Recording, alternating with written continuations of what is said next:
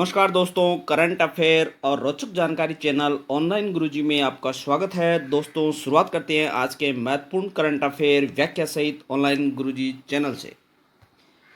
Work from home के कारण cyber हमलों में वृद्धि। एनटीआरओ राष्ट्रीय तकनीकी अनुसंधान संगठन ने बताया कि देश में साइबर हमलों की संख्या वर्क फ्रॉम होम के कारण बढ़ गई है। सार्वजनिक उपक्रमों में सरकारी उपक्रमों, बैंकिंग, बिजली, दूरसंचार, परिवहन, ऊर्जा सहित कई क्षेत्रों में साइबर हमलों की आशंका बढ़ गई है।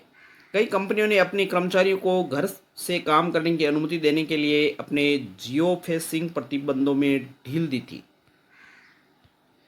राष्ट्रीय तकनीकी अनुसंधान संगठन एनटीआरओ की स्थापना 2004 में की गई थी। यह एक तकनीकी खुफिया एजेंसी है जो प्रधानमंत्री कार्यालय में भारत के राष्ट्रीय सुरक्षा सलाहकार के अधीन कार्य करती है। सरकारी कार्यवाही। गृह मंत्रालय ने देश के सभी create, read, update and delete उनके आइटम पहचान और अभिगम प्रबंधन गतिविधियों को ट्रैक करने का निर्देश दिया है। साथ ही मंत्रालय ने फर्मों को रेसमवेयर हमलों के खिलाफ सजग रहने के लिए कहा है।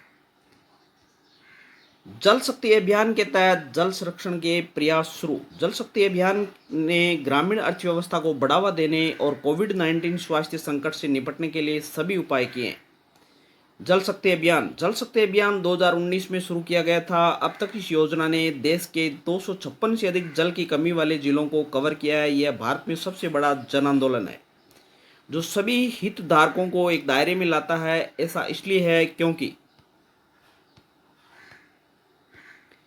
6.5 करोड़ से ज्यादा लोग इसका हिस्सा है। इसमें केंद्र सरकार, राज्य सरकारें, पंचायती राज संस्थाएं आदि शामिल है।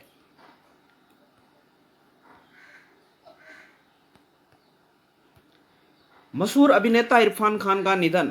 बॉलीवुड के मशहूर अभिनेता इरफान खान का निधन हो गया है। वे कैंसर, न्यूरोएंडोक्राइन ट्यूमर से पीड़ित थे। उनका निधन मुंबई में हुआ। इरफान खान का जन्म 7 जनवरी 1967 को राजस्थान के जयपुर में हुआ था। उन्होंने अपने 30 वर्ष के लंबे करियर में कई भारतीय फिल्मों के साथ विदेशी फिल्मों में भी कार्य किया। उन्हें वर्ष 2011 में पद्मश्री से सम्मानित भी किया गया था।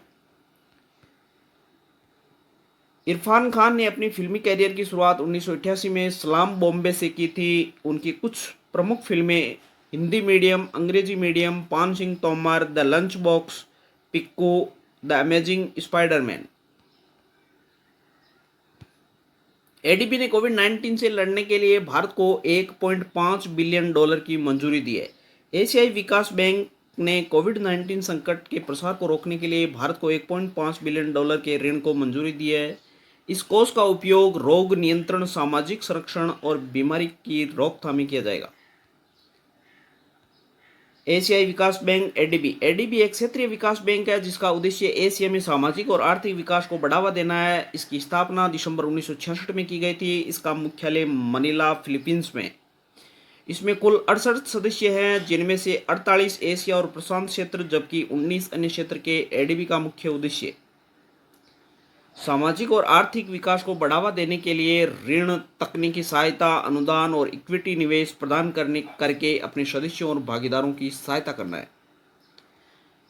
15वें वित्त आयोग संरचना तथ्य 2021 के लिए वार्षिक रिपोर्ट। 15वें वित्त आयोग के मुख्य तथ्य। इसका गठन हुआ था 27 नवंबर 2017 को। 15वें वित्त आयोग के अध्यक्ष हैं नंद किशोर सिंह। 15वें वित्त आयोग के पूर्णकालिक सदस्य हैं अशोक लाहिड़ी, अजय नारायण झा और अनूप सिंह। 15वें वित्त आयोग के सचिव है श्री अरविंद मेहता। इसका मूल विभाग है आर्थिक मामलों का विभाग, वित्त मंत्रालय। इसका प्रावधान है संवैधानिक प्रावधान अनुच्छेद 280 में। भारतीय संविधान का अनुच्छेद 280 राष्ट्रपति द्वारा 5 वर्षों की अवधि के लिए वित्त आयोग के गठन की परिकल्पना करता है। 15वें वित्त आयोग के चेयरमैन श्री NK सिंह। 15वें वित्त आयोग की अवधि 1 अप्रैल 2020 से 31 मार्च 2025 तक होनी थी, लेकिन 2 नए केंद्र शासित प्रदेश बनने के कारण वार्षिक रिपोर्ट 2020-21 बनाई गई और इसकी सिफारिशों को 1 फरवरी 2020 को संसद के पटल पर रखा गया था। वित्त आयोग द्वारा 2021-26 की अवधि के लिए दूसरी रिपोर्ट पे अन्य सुझाव दिए जाएंगे और इस अंतिम रिपोर्ट को 30 अक्टूबर 2020 तक राष्ट्रपति को सौंपा जाएगा। इससे पहले 14वें वित्त आयोग की अध्यक्षता भारतीय रिजर्व बैंक के पूर्व गवर्नर YV रेड्डी ने की थी, जिन्होंने केंद्र के करों में राज्य को 42% हिस्सा देने की अनुशंसा की थी। तो साथियों, यह था आज का करंट अफेयर और अब चर्चा कर लेते हैं आज के महत्वपूर्ण प्रश्नोत्तरी की।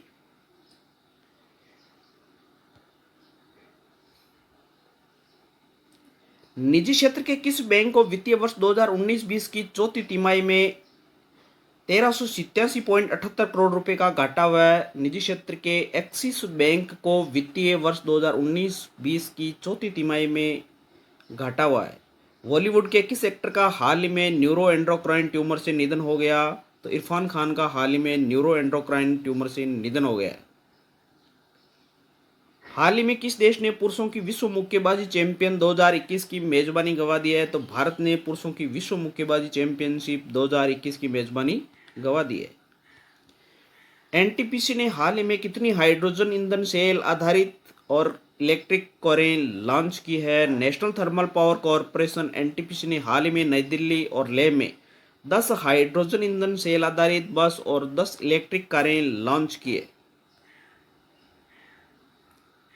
भारतीय मूल की किस महिला को आर्थिक सहयोग और विकास संगठन में अमेरिका का अगला दूत नियुक्त किया गया है? भारतीय मूल की मनीषा सिंह को आर्थिक सहयोग और विकास संगठन में अमेरिका का अगला दूत नियुक्त किया गया है।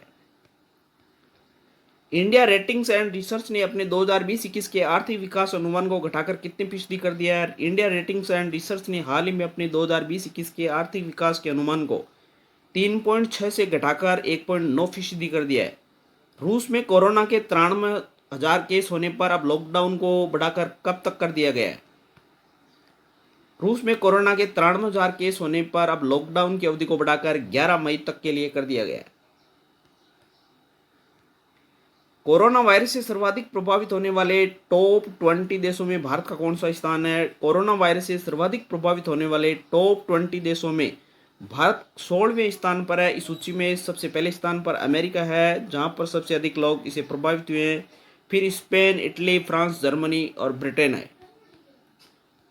हाल ही में किस राज्य सरकार ने जीवन शक्ति योजना नामक नई योजना लॉन्च की है? मध्य प्रदेश के मुख्यमंत्री ने जीवन शक्ति योजना नामक एक नई योजना लॉन्च की है। इस योजना का उद्देश्य शहरी महिलाओं को मास्क बनाने के लिए प्रोत्साहित करना और उनकी आजीविका बनाए रखने के लिए उन्हें वित्तीय सहायता प्रदान करना है।